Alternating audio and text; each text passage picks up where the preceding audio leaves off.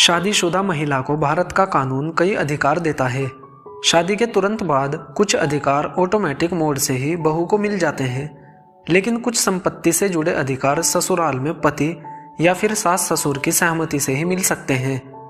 हाल ही में एक मामला सामने आया है जिसमें बहू का ससुराल वालों संग संपत्ति को लेकर विवाद चल रहा था। इस मामले पर दिल्ली हाई कोर्ट ने बड़ा फैसला सुनाया है। ससुराल वालों संग संपत्ति विवाद में बहू को बड़ा झटका लगा है।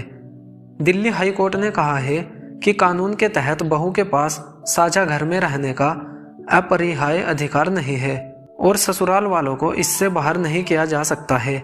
जस्टिस प्रतिभा एम सिंह ने हाल ही पारित अपने फैसले में कहा है कि साझा घर की अवधारणा स्पष्ट रूप से यह कहती है कि एक साझा घर में बहू का अधिकार एक अपरिहार्य अधिकार नहीं है और ससुराल वालों को इससे बाहर नहीं किया जा सकता है।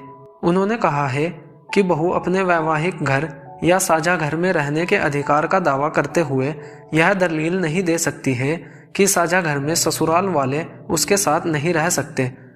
जस्टिस प्रतिभा सिंह ने कहा है कि अगर ऐसी परिस्थितियां मौजूद है जो दर्शाती है कि वे एक साथ नहीं रह सकते हैं, तो बहू के लिए वैकल्पिक आवास भी तलाशे जा सकते हैं। हाई कोर्ट ने संभागीय आयुक्त के 31 मार्च को आदेश को चुनौती देने वाली याचिका पर यह टिप्पणी की है। बहू ने संभागीय आयुक्त द्वारा पारित एक आदेश को चुनौती देते हुए अपने पति और ससुराल वालों के खिलाफ याचिका दाखिल की है।